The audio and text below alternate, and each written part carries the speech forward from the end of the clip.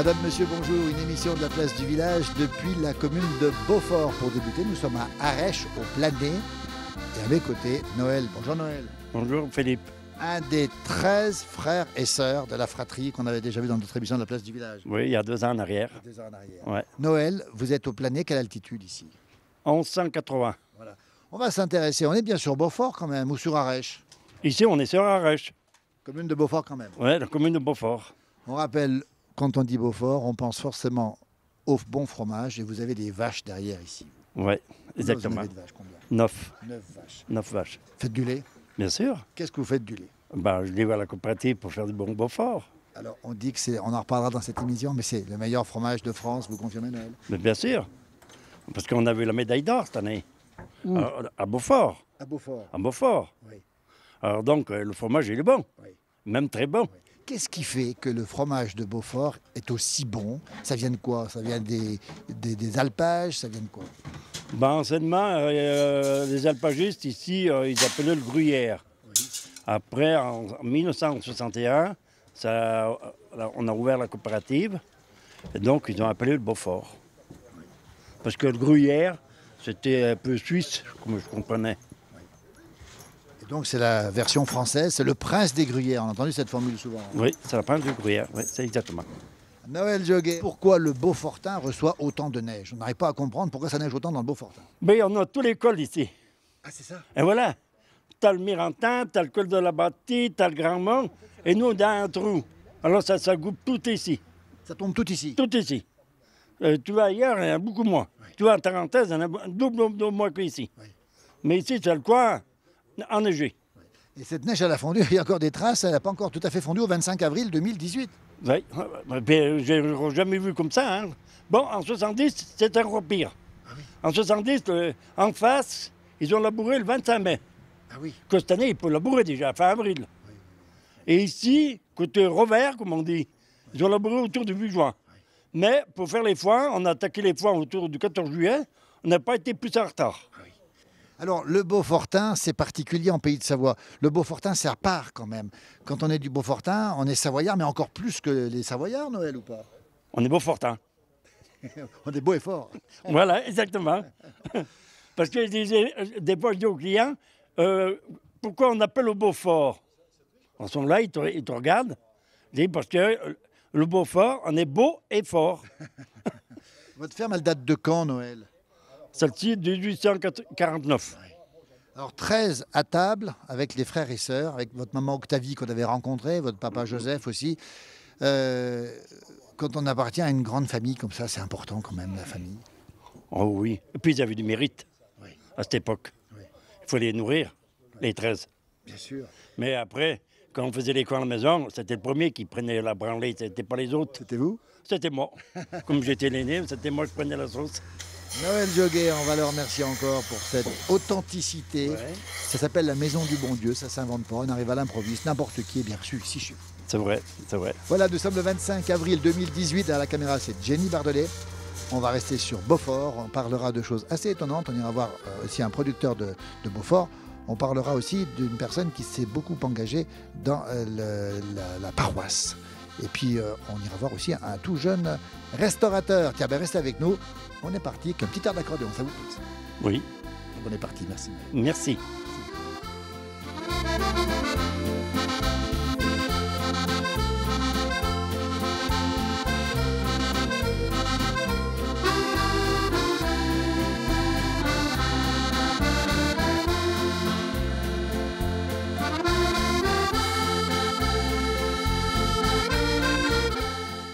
Petite pause ici à Beaufort dans une institution, ici au cœur du village. Nous sommes à la table du berger. Le berger est à mes côtés, il s'appelle Benoît. Bonjour Benoît. Bonjour. Gamin du pays, Benoît. Eh oui, tout à fait, de Boudin, au-dessus d'Arèche, un petit village. Alors on dit que c'est l'un des plus beaux villages des Pays de Savoie, vous confirmez? Oh bah oui, je peux pas dire le contraire, bien sûr. Alors on dit que c'est le plus pentu aussi.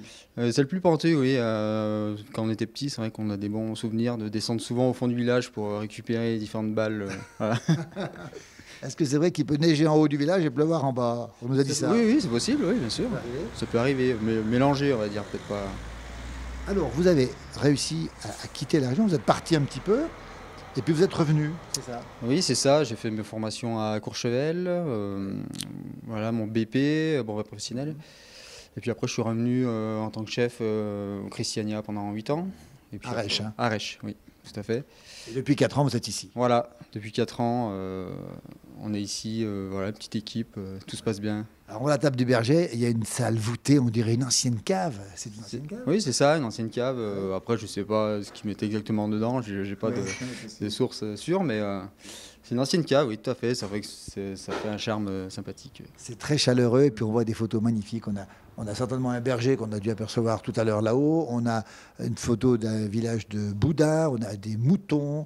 Vous gardez, vous aimez garder les traditions. Il y a une corde de montagne là-bas, on ne sait pas trop ce que c'est. Alors ça, c'est une corde pour faire les voyages. Donc ça appartenait à mon oncle quand on faisait les voyages de foin. C'est une vraie corde. Et puis un râteau qui est pendu ici, on va le montrer aussi, un râteau. Il a servi lui le râteau? Oui, pareil, oui. On s'en servait celui-là pour faire les foins à Boudin, tout à fait. Alors Benoît, qu'est-ce que vous proposez ici dans votre restaurant? Vous proposez quoi, vous? Bien sûr les spécialités, donc tout ce qui est fondu tartiflette. Mais après, voilà, ce qu'on propose, c'est une autre carte aussi sur les produits de saison. On essaye de faire des produits locaux aussi. Alors ça vous fait quoi d'être restaurateur à domicile chez vous, d'être resté à Beaufort, justement? L'intérêt, voilà, c'est de voir aussi, de côtoyer les gens qu'on connaît déjà depuis tout petit. Et donc c'est ce qui est intéressant, c'est de rester dans le coin, de faire perdurer un peu les commerces et voilà. Tout le monde vous connaît ici. Et Bon, vous connaissez tout le monde? Une bonne partie, oui. C'est vrai que c'est l'avantage, c'est de connaître tout le monde. C'est toujours sympathique dans la rue de dire bonjour à tout le monde. C'est un plus. La table du berger, hein, c'est facile à trouver puisqu'on est à combien de l'église ici? Pas loin, hein? Bon, on est à 50 mètres à peu près là. Ouvert, on rappelle, toute l'année, sauf un petit peu de fermeture en mai puis en novembre, c'est ça? Voilà, mois de mai fermé, et novembre jusqu'à 10 décembre à peu près. Voilà. Et la semaine, c'est ouvert La semaine, nous sommes fermés le lundi et le mardi, hors saison, et seulement le lundi, juillet-août. Voilà. Vous êtes descendu de Boudin, vous y remontez de temps en temps ou pas? Oui, bien sûr. Oui. Vous Ça me habitez manque. où? À Arèche. Arèche, oui. Voilà. Et donc, Moi, je suis pas très loin, je suis entre les deux, comme ça permet de... Non, c'est Boudin, j'adore ce petit village. on vous le confirme, on ira refaire un tour avec Jenny à Boudin, tellement c'est beau, tellement l'architecture est belle, et puis c'est la carte postale de la montagne. Puis nous, on dit souvent, c'est un des plus beaux villages qui puisse exister. Vous avez beaucoup de chance. Beaufort est beau aussi. Et un bon conseil, venez à la table du berger. C'est un peu le coup de cœur dans cette émission. Il est jeune, il est passionné, il est passionnant, puisqu'il propose des très bons endroits à une âme. On aime les âmes. Vous confirmez qu'il y a une âme ici. Il y a une âme, oui, c'est vrai, en effet. Merci Benoît. Merci à vous, c'est très gentil de Bon vous. vent à vous. Bonne journée. Au revoir.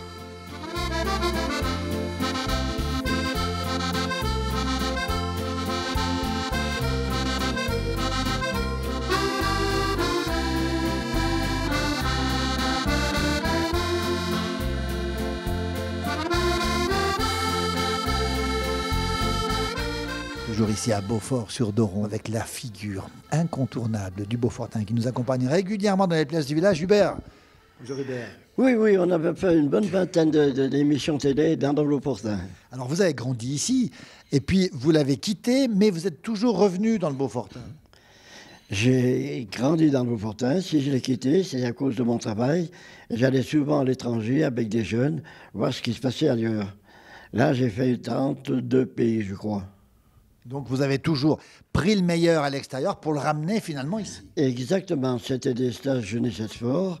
On allait voir ce qui se passait ailleurs et on recevait ensuite des gens d'ailleurs pour leur dire ce qui se passait ici. Alors l'amour du Beaufortin, c'est l'amour de faire en sorte que les gens soient informés. Vous avez créé il y a 56 ans, la première revue, c'est ça, la plus vieille de Rhône-Alpes, Ensemble dans le Beaufortin. C'est vous le papa? Non, c'est une association qui gère. Il y a effectivement des différents responsables. Alors ça veut dire que tous les 3 mois, donc 4 fois par an, on a une revue ensemble qui sort et qui raconte à peu près tout ce qui se passe dans les 4 communes du Beaufortin. On essaye de relater tout ce qui se passe et on essaye aussi d'apporter des éléments d'information sur un sujet précis. La prochaine fois, c'est les écoles. La dernière fois, c'était la cuisine, et ainsi de suite. C'est pas seulement la localité. Alors, ce qui est étonnant, c'est que le Beaufortin a été la première vallée de montagne à avoir Internet. Vrai ou faux? C'est vrai. On a eu, grâce à nos fonctionnaires, un premier ordinateur. Et à partir de là, on a pu s'équiper. Et il y a plus de 36 ans qu'on a une expérience informatique. Donc ça marche bien. Alors l'informatique, les téléphones portables, l'ordinateur, est-ce que ça n'a pas supprimé un peu le lien direct, même ici dans le Beaufortain? Non, non, je ne crois pas. Il existe toujours des veillées, elles sont différentes d'avant, mais il existe toujours des rencontres. Et il n'y a pas beaucoup de rencontres à partir de la paroisse, et qui existent toujours. Ça continue encore. Alors, les récompenses d'Hubert sont nombreuses. D'abord un livre, c'est pas tout le monde qui a un livre sur lui. Hubert du Beaufortain, Patrick Jagou, on rappelle, aux éditions Kauna Vision. Et il se trouve encore toute votre vie là-dedans. D'ailleurs, ça mériterait peut-être même plusieurs tomes, Hubert. Non, c'est un seul tome qui est paru il y a quelques années, et c'est une biographie.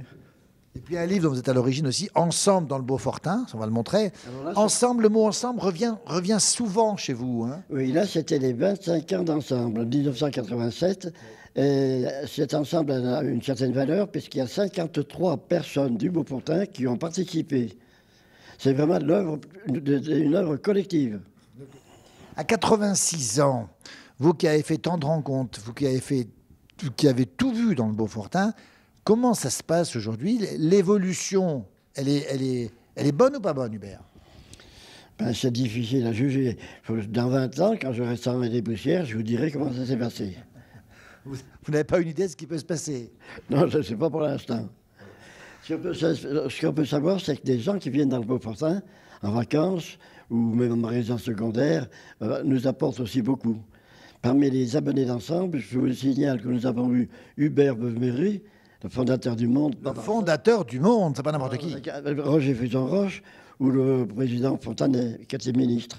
Absolument. On va vous remercier et dire aussi que vous avez une page qui vous est consacrée dans une incroyable encyclopédie. Ça s'appelle 1000 ans d'histoire de la Savoie, les 4 vallées d'Albertville, Basse-Tarentaise, Beaufortain, Haute-Combe de Savoie et Val d'Arly. Et là-dedans, vous avez plein de choses. Alors, voilà, Hubert, tout est un peu résumé dans tout ça. Vous avez fait beaucoup de choses. Est-ce que vous avez des regrets? Est-ce qu'il y a des choses que vous n'avez pas faites, Hubert? Non, ce que je regrette, c'est de ne pas pouvoir en faire autant. C'est pas mal. À 86 ans, vous êtes toujours présent, vous répondez présent, vous êtes toujours... Moi, je suis beaucoup diminué. J'ai des grosses difficultés pour marcher. Et en plus de ça, la verve a disparu. Enfin, il en reste un peu quand même. Peut-être. On va quand même vous remercier. On vous retrouvera de toute manière. Mais bravo pour ce que vous avez fait, parce que nous aussi, on est allés dans le Beaufortain, grâce à vous, Hubert, il faut le dire. Et on sait que vous avez fait venir beaucoup de gens. Vous l'avez vendu, comme on dit, entre guillemets, on n'aime pas ce mot-là. Et en tout cas, les beautés du Beaufortain, vous les avez portées très haut, ces beautés. Et ils avaient besoin peut-être d'un porte-parole comme vous, Hubert. Merci, merci. Merci beaucoup.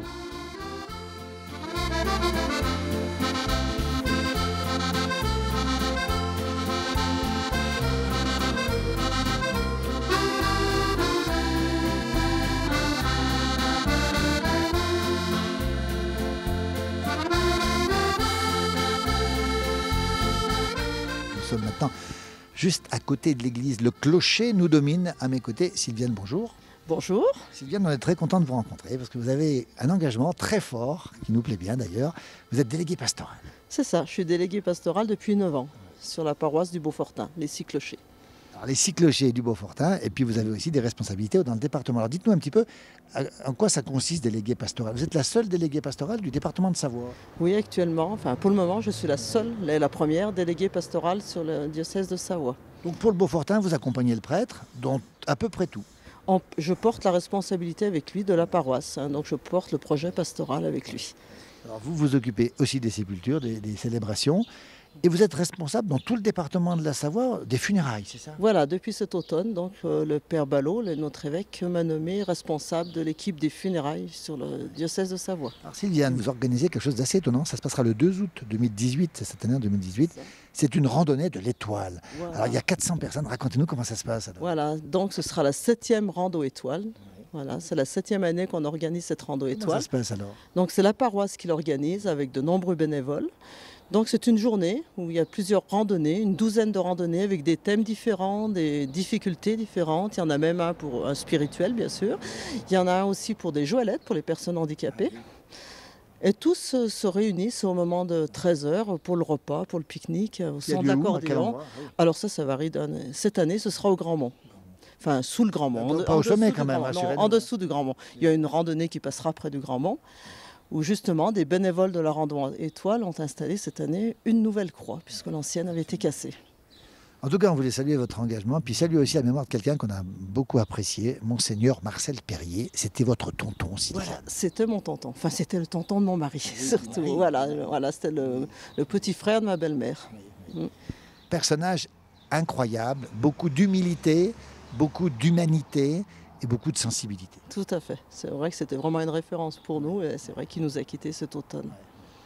Petite pensée pour lui. Et puis, on va dire un petit mot aussi de votre fils, Xavier, qui lui, alors lui, il défrait la chronique dans un autre domaine. C'est peut-être moins spirituel, c'est plus sportif. Oui, encore qu'il y a peut-être de la spiritualité. Absolument. Voilà. Donc, il est champion de ski alpinisme, entre autres, et puis il fait du trail aussi. Non, il fait surtout du ski alpinisme. Après, il fait aussi des montées sèches, enfin, des choses en l'été aussi, puis aussi de vélo, plus en guise d'entraînement. Mais c'est surtout le ski alpinisme. Deuxième en 2018 de la Pyramide. La Pyramide, c'est l'épreuve la plus difficile en France, peut-être même au monde, avec la patrouille des glaciers. Et ça fait quelque chose de voir arriver deuxième de cette Pyramide à domicile, hein, puisqu'elle se court ici, la oui, Pyramide. elle se court dans le Beaufortin, surtout sur le secteur d'Arèche, oui, c'est ça. Et alors, votre belle-fille, future belle-fille, il y a Axel Mollaret, extrêmement connue. Elle a donc elle a gagné la patrouille des glaciers, qui est en Suisse la course de ski alpinisme, enfin pas de ski alpinisme, de ski alpinisme, la plus, entre Zermatt et Verbier, la plus connue de Suisse et peut-être même du monde aussi. Elle a gagné le week-end passé, oui. Et donc c'est une famille de sportifs chez vous quand même. Hein. Et elle a gagné pratiquement tout cet hiver. Hein. Tout gagné. Tout gagné. Axel Mollaret, retenez bien ce nom. Et puis dire aussi que les montagnes, ça nous attire aussi vers le haut finalement. Ah bah oui, bien sûr. Et c'est pour ça que d'ailleurs, la rando étoile, c'est aussi dans ce sens-là aussi. Hein. Donc c'est vrai que c'est le père Stéphane Roux, qui était curé de l'époque, qui a eu l'idée de réunir le monde, le plus de monde possible, ouvert à tout le monde, pas seulement aux chrétiens. Hein. Voilà.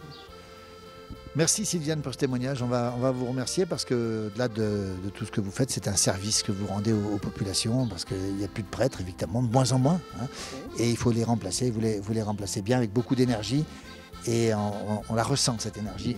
Merci beaucoup à vous. Merci à vous. Merci.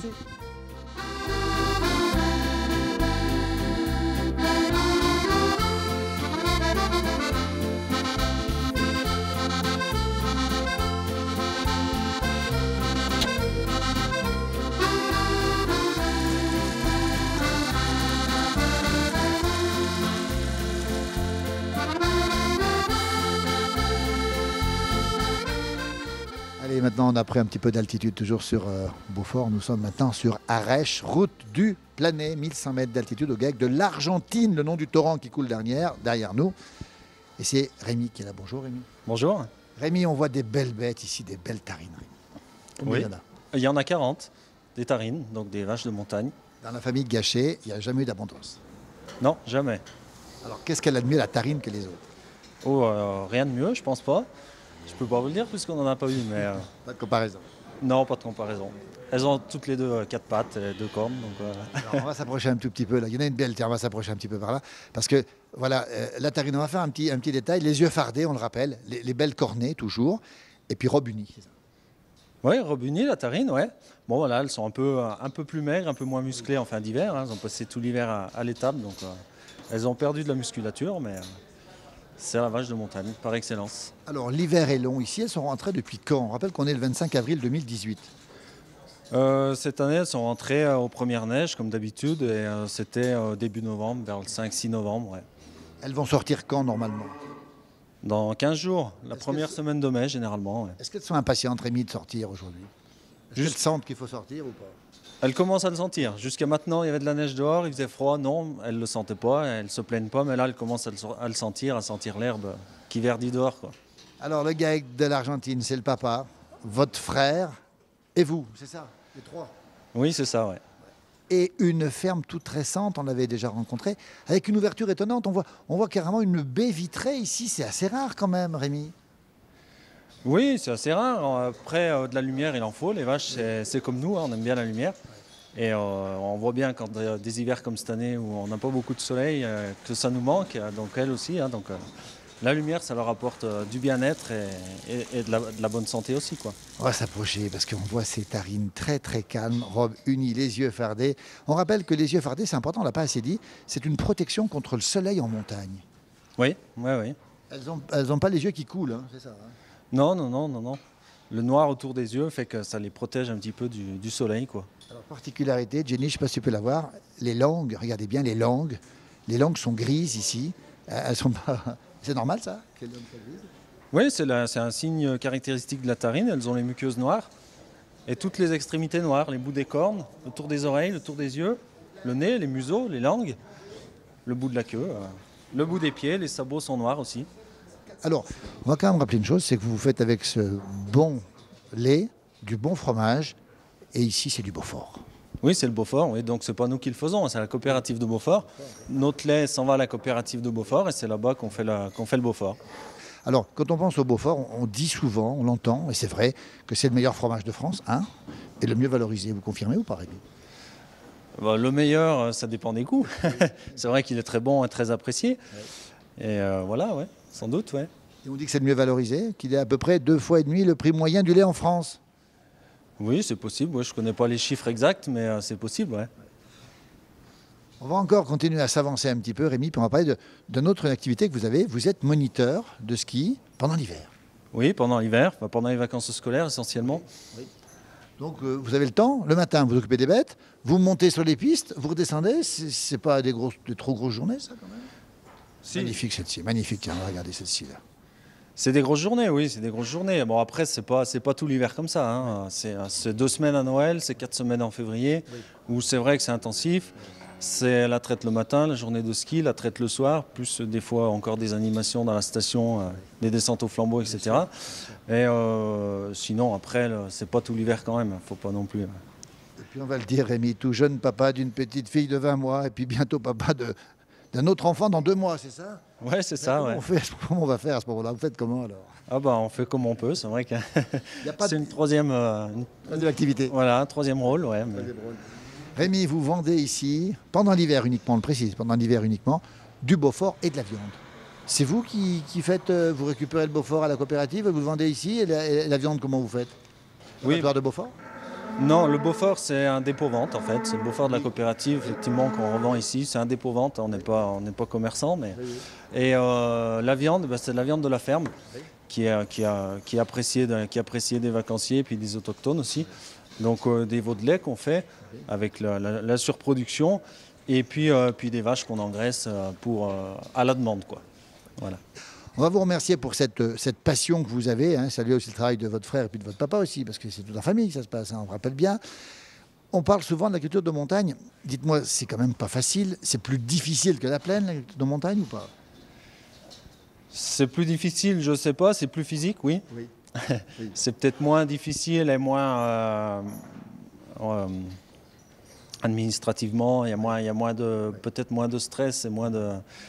Mais c'est plus physique, ouais. Notamment dans la récolte du foin, dans l'épandage des lisiers, dans tout ça, dans les parcs, les clôtures, dans les alpages, c'est vrai que c'est un travail physique.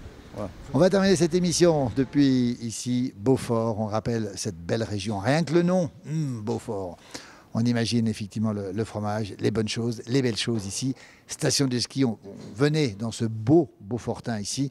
Derrière la caméra, celle qui a beaucoup apprécié la région, c'est Jenny Bardelet. Vous allez faire quoi maintenant, Rémi? Il est presque 16h, tiens. Eh ben, ça va être l'heure de la traite bientôt, là, d'ici quelques minutes. Tout à l'heure, on a dit que c'est le frère qui était sur le GAEC, c'est la maman qui est sur le GAEC, on précise bien. Quel rôle elle joue, la maman, sur le GAEC? Bah, le même que nous, hein. Elle est au boulot. Elle est au boulot aussi? Ouais. Elle est plus à l'intérieur ou plus à l'extérieur? Bah, non, elle est aussi bien dehors que dedans, ouais. Elle aime ça aussi? Ouais, bien sûr. La passion des bêtes, des belles bêtes, la passion des bonnes choses ici. Merci, à demain pour une prochaine émission de la Place du Village. Bon courage, bonne soirée et merci à bientôt. Merci.